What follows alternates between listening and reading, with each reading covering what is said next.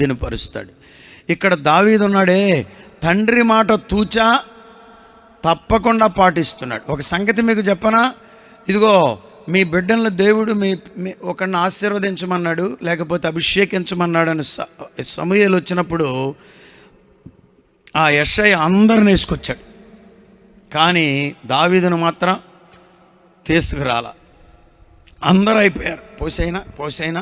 పోసైనా వీడే అయ్యి ఉంటాడు అనుకుంటున్నాడు. కానీ దేవుడు ఏమి మాట్లాడలా. అడు చూస్తున్నాడు, ఇంతవరకు సిగ్నల్ రాలా. అందరూ అయిపోయారు. అప్పుడు అంటాడు సమూయేలు, నీ కొడుకులందరూ ఇక్కడ ఉన్నారా, నీ కుమారులందరూ ఇక్కడ ఉన్నారా, లేకపోతే ఇంకెవరైనా ఉన్నారా అంటే అప్పుడు అంటాడు, కట్టసారిపాడు ఒకడు ఉన్నాడు కానీ ఎక్కడో గొర్రెలను కాసుకొనుచున్నాడు. నేను అనుకోవడం ఏంటంటే,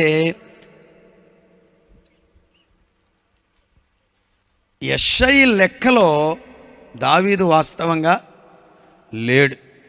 అందుకే ఎక్కడ పాడేశాడు, అక్కడెక్కడో పాడేశాడు. ఎవరి లెక్కలో ఉన్నా లేకపోయినా, చూసారా, ఈ విషయాన్ని అడ్డం పెట్టుకుని దావీదు అలగొచ్చు. చూసావా డాడీ, ఎంత పని చేసావో, అంత గొప్ప దైవజనుడు ఆశీర్వదించడానికి వస్తే, అభిషేకించడానికి వస్తే అన్నవాళ్ళందరిని తీసుకెళ్ళి నాకు కనీసం కబురు చేయవా, లాస్ట్కు కుదరదంటే అప్పుడు కబురు చేస్తావా, ఇదేనా నా ఎడలు నీకున్న ప్రేమ అనొచ్చు. కానీ అనలా. చూసారా, మనకి ఒత్తిడి తగిలినా నమ్మకంగా ఉండాలి, మనకి ఒత్తిడి తగిలినా ఇంకా విధేయులుగానే ఉండాలి. మనకు అన్యాయం జరిగిన, ఫిలిప్పీ మధ్య ఎక్కడో చెప్పాడు, సిలువ వేయబడ్డం అంటే ఏంటి అని. సిలువ వేయబడ్డం అంటే ఏంటి? మన న్యాయమును కోల్పోవడమే సిలువ వేయబడ్డం. వాస్తవంగా దావీదు ఆ పరిస్థితిలో న్యాయాన్ని కోల్పోయాడు. సొంత తండ్రి అందరిని పట్టుకుపోయాడు కానీ దావీదును రానివల. కానీ సౌలు అన్నాడు, శామ్యూల్ అన్నాడు, సమూయేలు అన్నాడు, ఇదిగో అతడు వచ్చేటంత వరకు, చదువమ్మా, నీవు వాన్ని పిలువనంపించుము, వచ్చే వరకు సిట్టింగ్ ఏనంట. వేసాడు సిట్టింగ్ ఇక్కడ. అదేంటి అట్ట కూర్చుంటావు, ఎవడో ఇది అసలు వీడంటే నాకు ఇష్టం, వీడిని నెత్తి మీద పోయాయంటే పోస్తాడా, పోయాడంట. ఎప్పుడు దాకా కూర్చుంటానన్నాడు. సేవకులు కూడా గుర్తుంచుకోండి, దైవ చిత్తం మనకు అనుకూలంగా చేసే పని కాదు. టైం అయిపోతుందో కానివ్వండి అని చేసే పని. వాడు ఎక్కడున్నా వచ్చేటంత వరకు మనం ఆగాల్సిందే. కారణం, మనం దైవ చిత్తాన్ని చేయడానికి పిలువబడ్డాం, మన చిత్తాన్ని కాదు. No matter how busy we are, మనం ఎంత బిజీగా ఉన్నప్పటికీ దైవ చిత్తాన్ని నెరవేర్చాల్సిందే.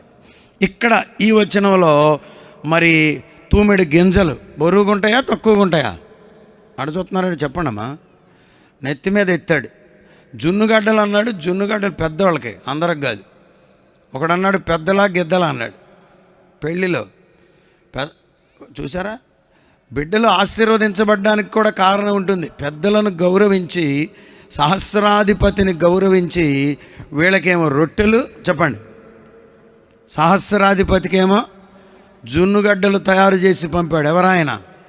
దావీదు తండ్రి అయిన యెషయి. చదువుతావమ్మా తర్వాత వచనం. సౌలును ఇశ్రాయేలీలందరూ వాళ్ళు చేయటం లేదు, బూడిద లేదు, ఉన్నారంతే. యాక్టింగ్ మినిస్ట్రీ, యాక్షన్ ఫెలోషిప్పే తప్ప ఇంకా వాస్తవంగా ఈడ వెళ్తున్నాడు. ఎవరు? గొల్లియాతు. కానీ శుభ్రంగా తిని రెడీ అవుతున్నాం అంటున్నారు. వాడేమో రెండురా కమాన్ అని తొడలు కొడుతున్నాడు, కేకలు వేస్తున్నాడు, ఏళ్ళు వేస్తున్నాడు. రోజు వాడికి రెండో పని లేదు, రెడీ అవ్వడం, నడినెత్తి నుండి అరికాల వరకు టాప్ టు బాటం మొత్తం అంతా కవర్ చేసుకోవటం. వీడికి వాస్తవంగా భయమే లేకపోతే పై నుండి కింద దాకా ఎందుకండి? ఎక్కడి నుండి?